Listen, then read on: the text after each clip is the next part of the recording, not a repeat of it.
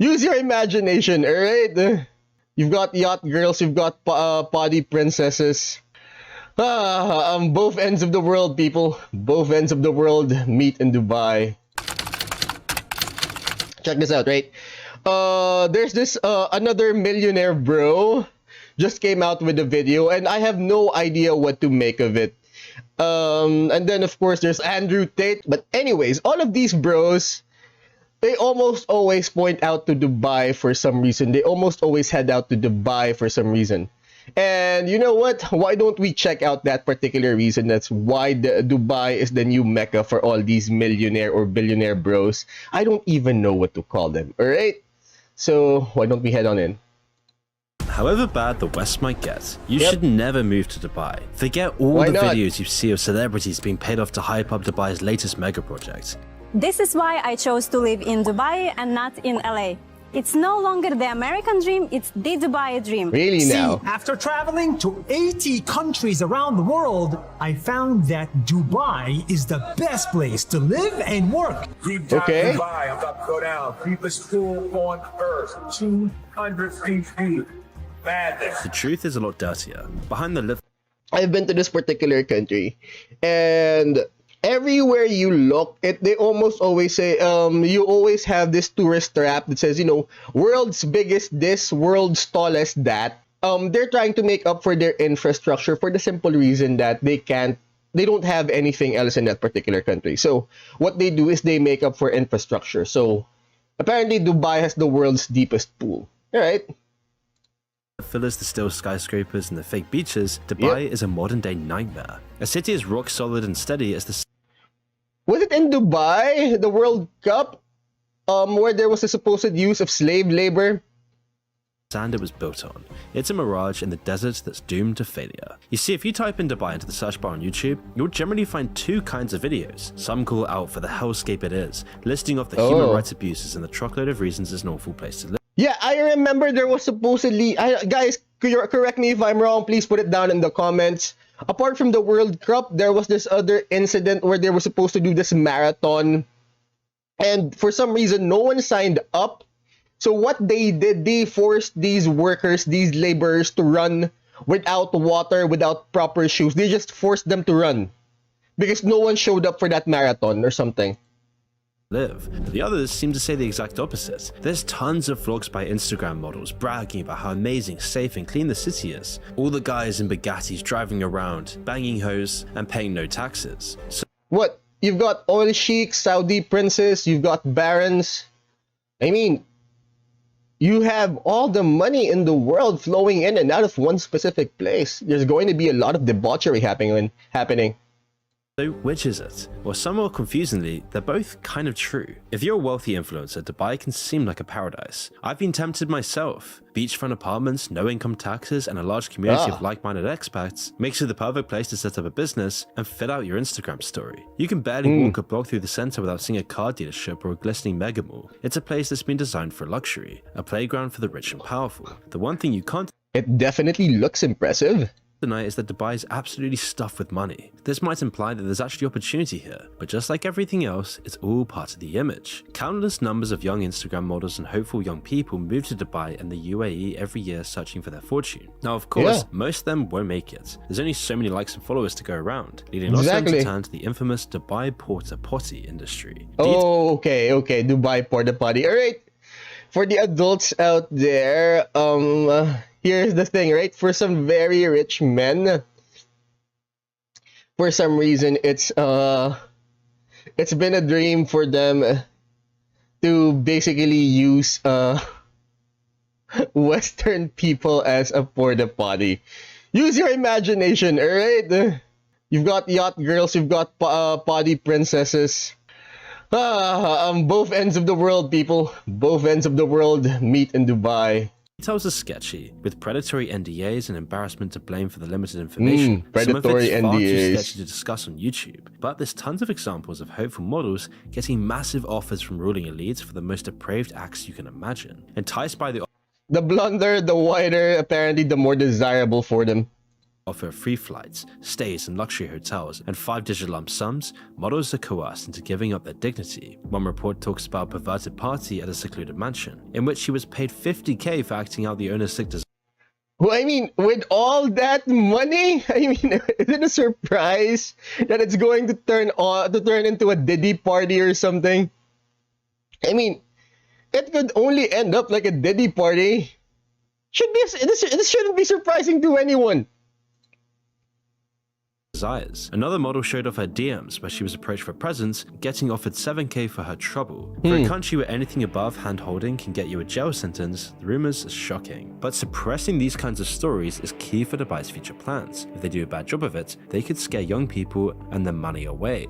In the same way, all the vapid skyscrapers and artificial islands are part of a calculated ploy to turn Dubai into the tourism capital of the world. And it's sort of working so far. Mainly people are seeing Dubai as the new trendy place to go on holiday. It is, but only for a certain level of tax bracket. With Dubai regularly being in the top 120 most visited cities in the world. But why have the UAE spent trillions on getting... I mean, don't get me wrong, I've been to a few and I wouldn't mind walking around and seeing the place for myself. Although I doubt I could afford any of the real luxuries they're offering. What used to be a small desert town there. Obviously, the UAE and other Middle Eastern nations are entirely dependent on oil for their income. It's what made them some of the richest countries in the world. But eventually, either the oil wells would run dry or the world would stop needing what's piped out of them. So what then? Well, the UAE is building Dubai into the empty paradise it is to prepare for this. It's a race against time. They need to diversify their income enough and prepare for the inevitable. It's a pattern we've surprisingly seen before in history. Cities with... I mean, the OPEC, the cartel, they will run out of oil at a certain point. It can't last forever.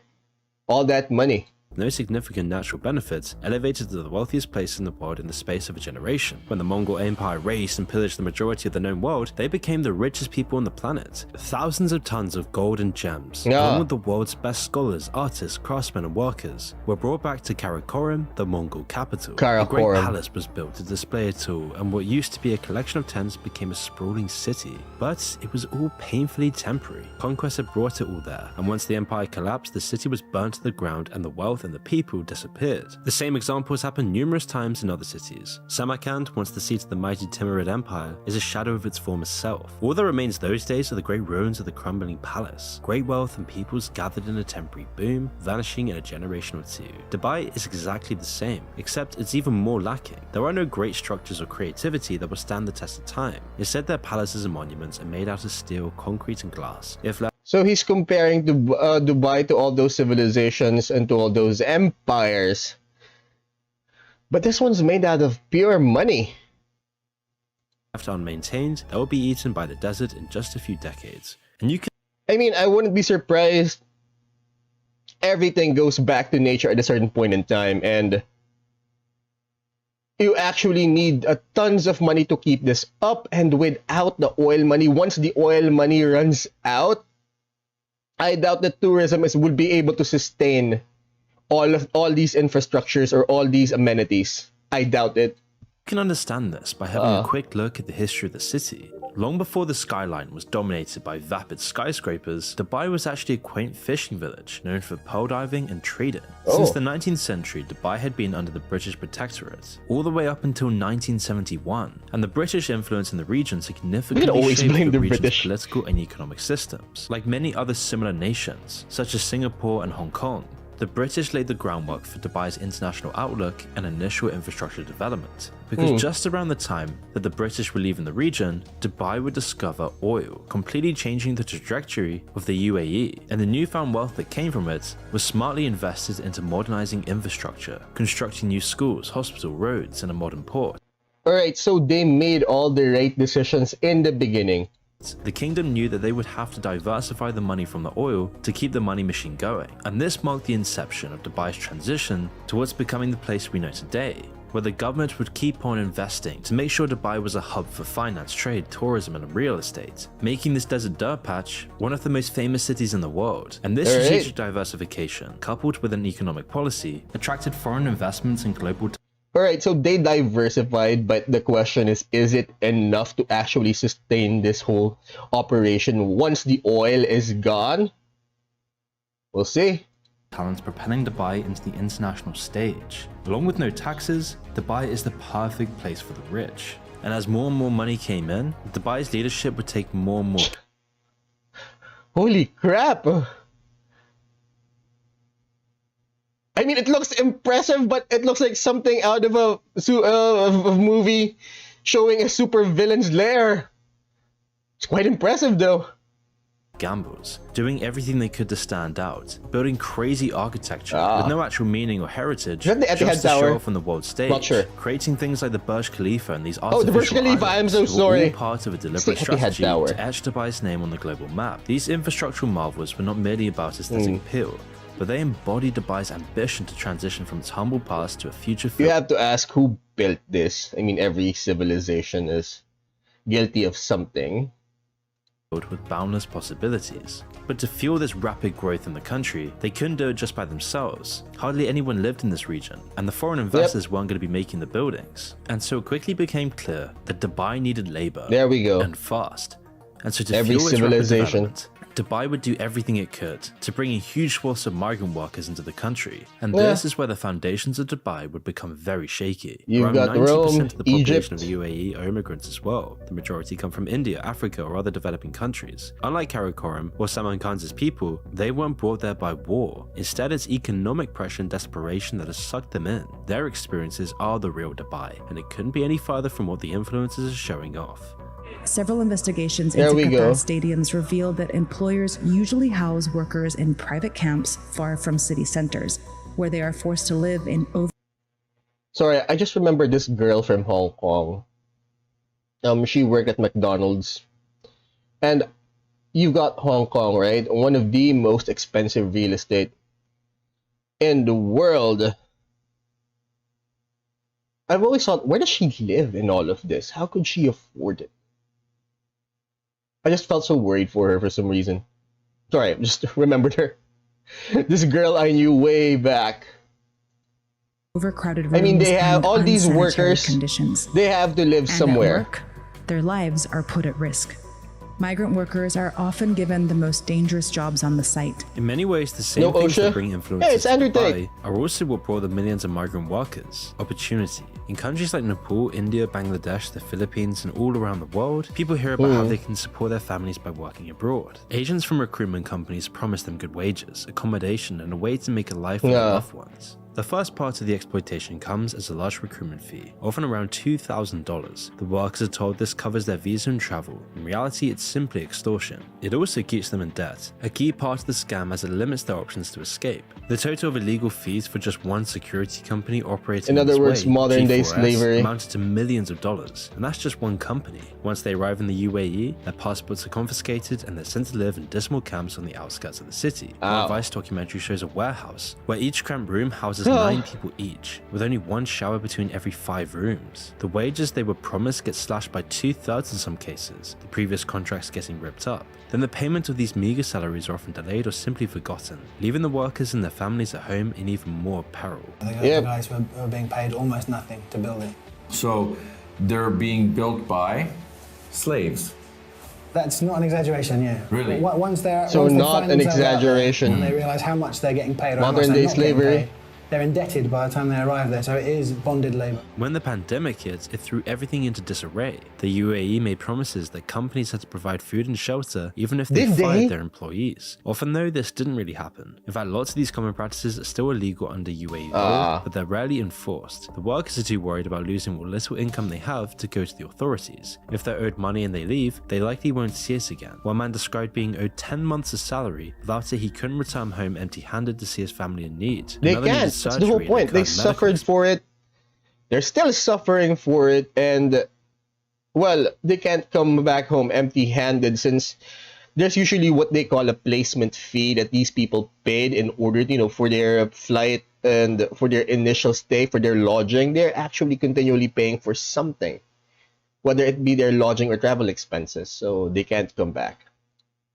expenses. His employers began taking 75% of his salary to pay it off, keeping him in there we indentured go. servitude. Medicare. Now, of course, the UAE and Dubai's government pushes this all into the background. Under what's called the kafala system, migrant workers' rights are meant to be upheld by the companies they're working for. As non-citizens, they're relatively unprotected by labor laws, have no minimum wage, and are left to their employees' mercy. These people who built everything that makes Dubai what it is today are forgotten and swept aside. So what have they all been working tirelessly in unbearably hot desert temperatures to create? Well, unfortunately, just like nearly everything in Dubai, it's all in service of appearances. The most recognizable landmark in Dubai has to be the Burj Khalifa. The tallest building in the world, despite having numerous problems, is probably the city's greatest achievement so far. Its construction was plagued by accusations of typical worker abuse, with allegations of laborers being paid less than £3 a day. Okay. When it was finally completed, so some of them are actually fighting back. It wasn't nearly capable enough. And Jesus Christ, oh my God. How bad does it need to be at home to actually stay there? It's what led to the need for or worse, they're being forced to stay. Of sewage trucks to ship it out after the system was overloaded. A viral video shows the massive queues of sewage trucks, although most weren't coming from the Burj Khalifa. The sewage is transported away using trucks. You might be surprised that the tallest building in the world, which is a spectacle in every other way, does not cater to this serious dilemma. A new system estimated for completion in 2025 will apparently solve this problem though.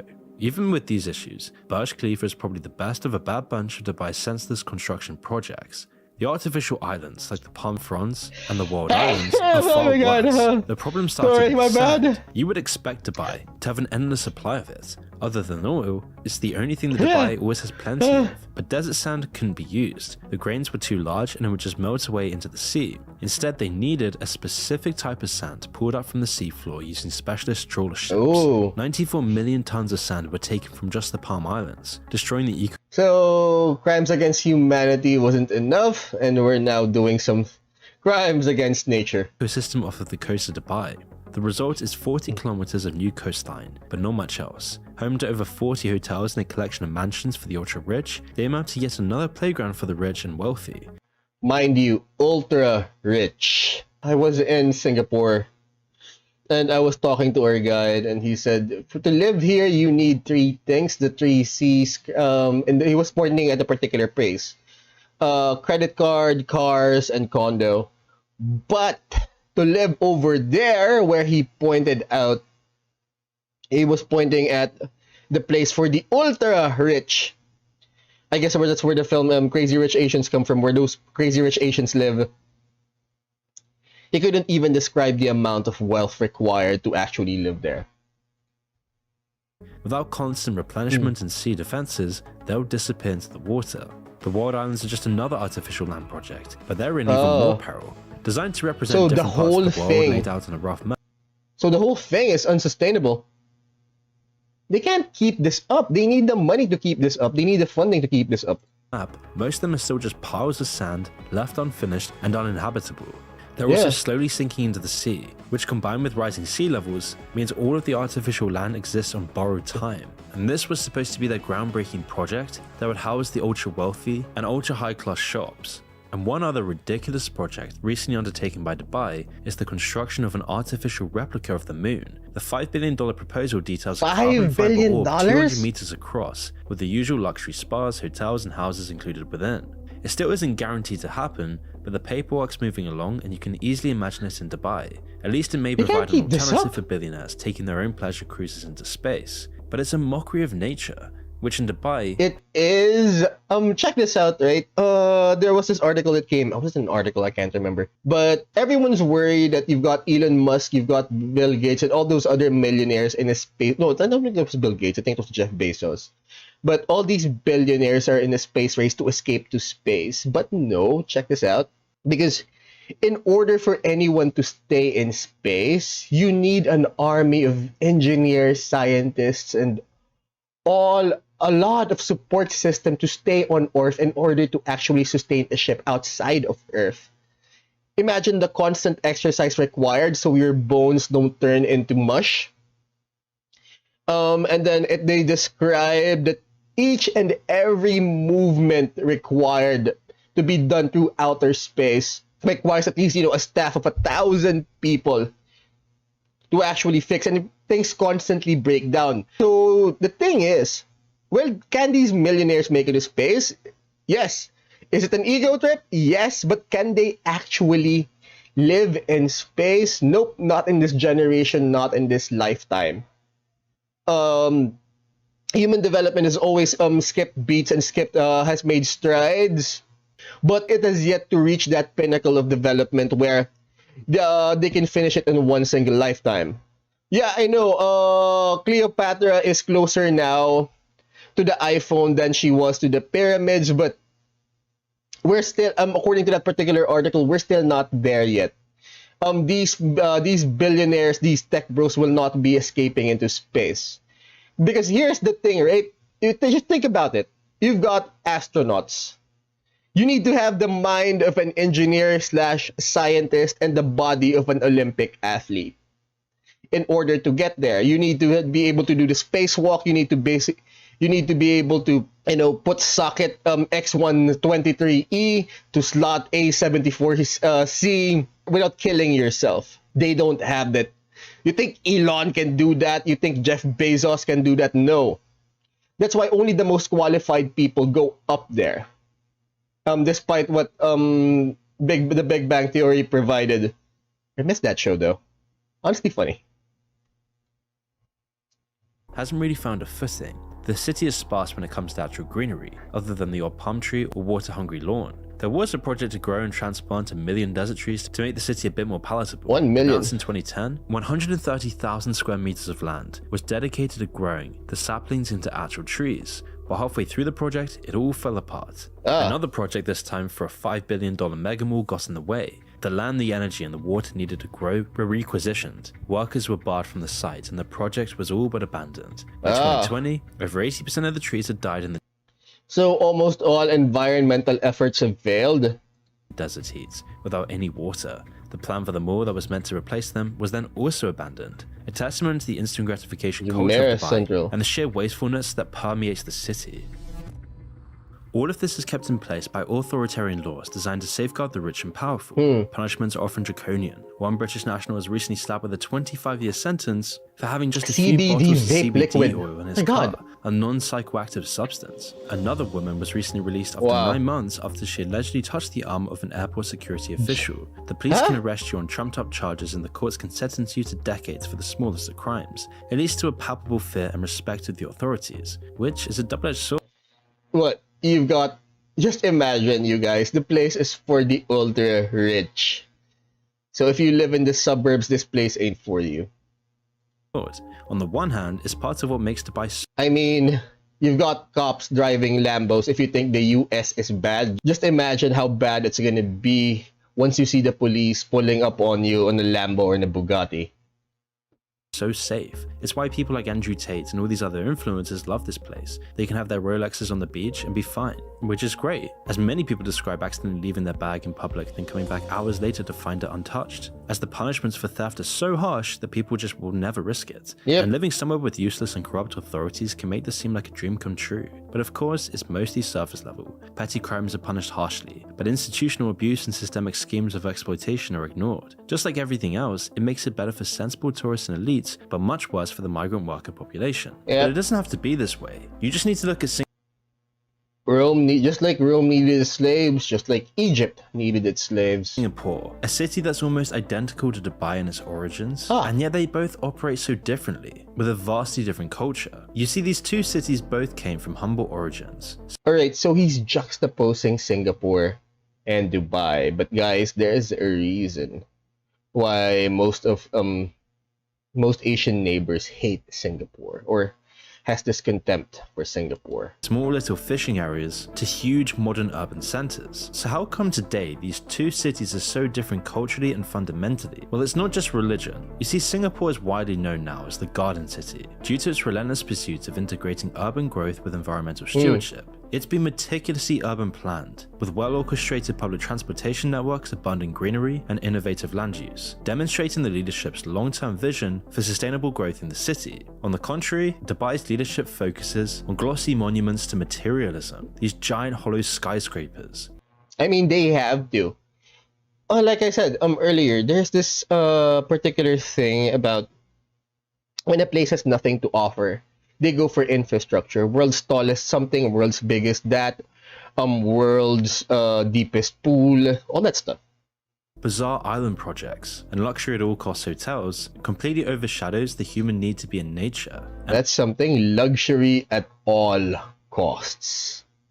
And also what they're doing to nature. Projects like their artificial islands completely destroy the marine ecosystems, and far from being sustainable long term. But it's not just the environmental concerns that divides these two cities. The real difference here is how Singapore and Dubai both treat their migrant workers. You see, both of them rely on immigrant labor. Yep. Almost all their population is migrants. It's and too yet small. Singapore's labor policies are so much different to Dubai's. They promote fair employment practices, ensure competitive wages, and foster a very safe and healthy working environment. Initiatives like the progressive wage model and the Skills Future movement underscore Singapore's commitment to enhancing the employability and welfare of its workforce. Dubai, however, is completely the opposite. It Very small places, but you have to question, where do these people live?